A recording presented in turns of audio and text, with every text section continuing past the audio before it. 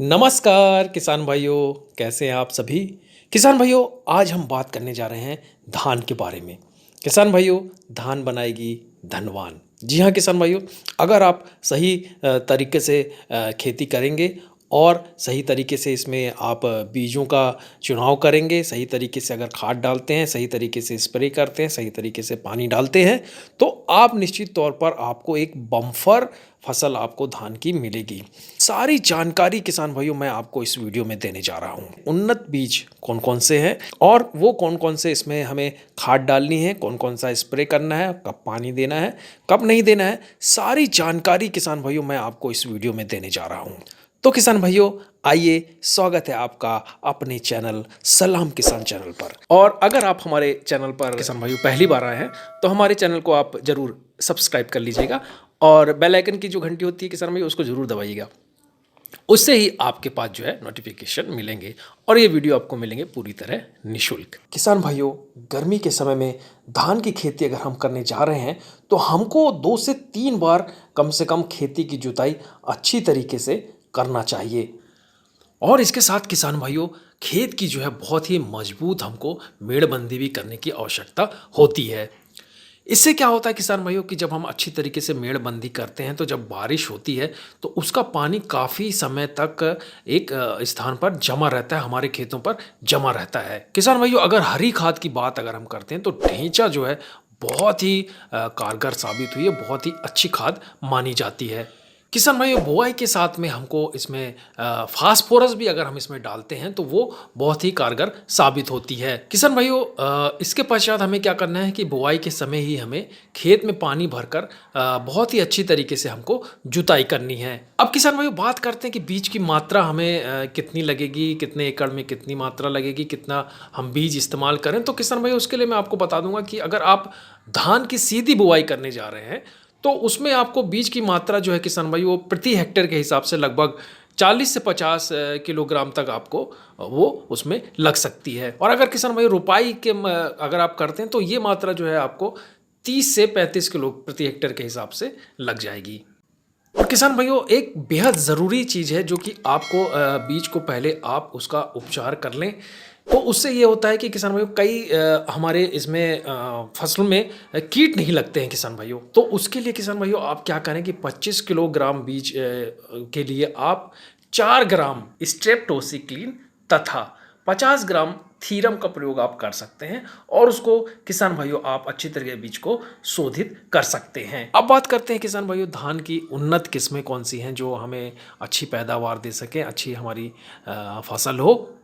किसान भाई, जो मैं आपको फसल बताने जा रहा हूँ ये 90 से 130 दिनों के अंदर ये तैयार हो जाती हैं। तो उसमें सबसे पहला नाम जो है किसान भाई वो है पूसा 1460, पूसा सुगंध, पूसा सुगंध 3, पूसा सुगंध 4, WGL 3200, ATU 1010, IR 64, IR 36, धान DRR धान 310।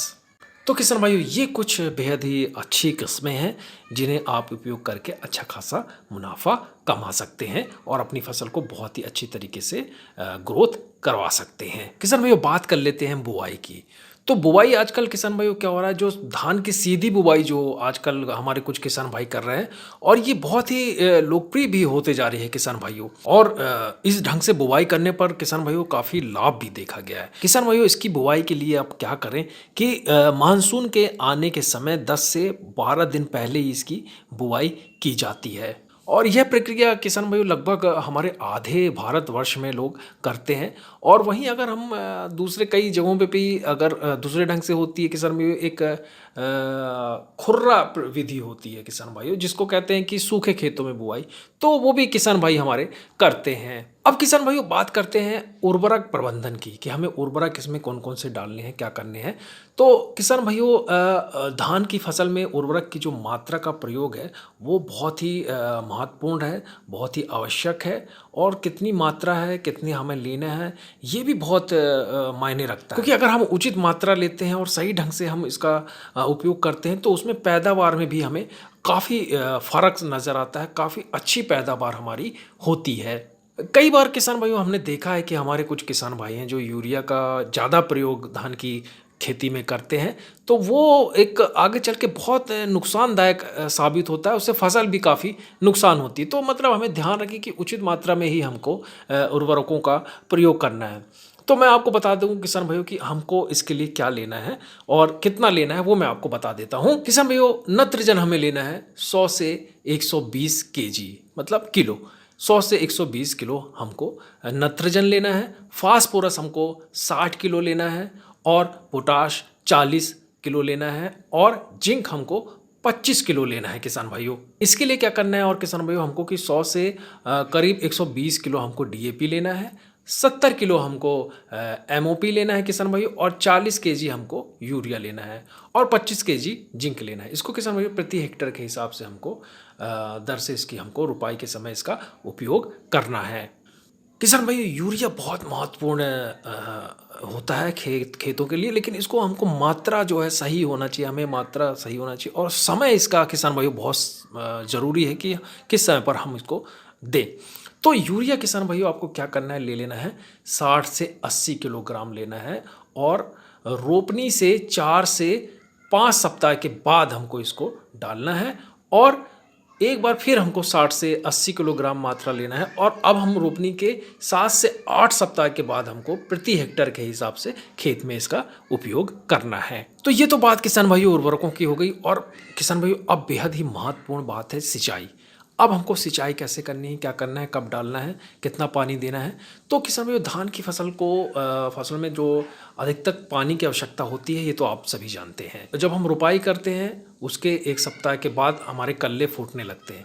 तो जब कल्ले फूटने लगते हैं किसान भाइयों, तो उस वक्त और जब फूल निकलने लगते हैं उस वक्त और दाना बनने के समय, ये इसमें जब ये अवस्थाएं होती हैं तो किसान भाइयों हमको खेत में पानी एकदम भरा हुआ होना चाहिए, तभी हमारी फसल जो है बहुत ही अच्छा रिजल्ट देती है। किसान भाइयों, बात करते हैं खरपतवार की। किसान भाइयों, धान में बहुत ही अलग अलग तरीके के खरपतवार देखे गए हैं और इसमें काफ़ी कुछ फसलों का नुकसान होता है किसान भाइयों। तो इसके लिए आवश्यक है कि हम उचित इसका निवारण करें और समय पर करें। तो किसान भाइयों, इसमें कौन कौन से खरपतवार होते हैं और हम इसमें कौन कौन सी दवाई डाल सकते हैं, कब डाल सकते हैं और किस तरह से हम अपनी फसल को बचा सकते हैं, ये पूरी जानकारी किसान भाइयों मैं आपको अगले वीडियो में देने जा रहा हूँ। अब हम अगले वीडियो में किसान भाइयों हम आपको बताएंगे कि हमें कौन सा स्प्रे करना है और हमें अगर हमारे धान की खेती में कोई हमारी नुकसान हो रहा है या कोई फंगस लग रही है तो उसका क्या उपाय है, हमें क्या करना है, सारी जानकारी हम आपको दूसरे वीडियो में बताएंगे किसान भाई, क्योंकि वीडियो की लेंथ भी ज़्यादा हो जाती है। तो इस वजह से हम वो जानकारी आपको दूसरे वीडियो में देंगे, आप वो वीडियो भी ज़रूर देखिएगा। तो किसान भाइयों, अगर वीडियो पसंद आया तो एक लाइक ज़रूर करिएगा और वीडियो को शेयर भी करिए और हमारे चैनल को आप सब्सक्राइब भी कर सकते हैं किसान भाइयों, जिससे आपको हमारे आने वाले वीडियो मिलेंगे बिल्कुल निःशुल्क। तो आप सभी का धन्यवाद।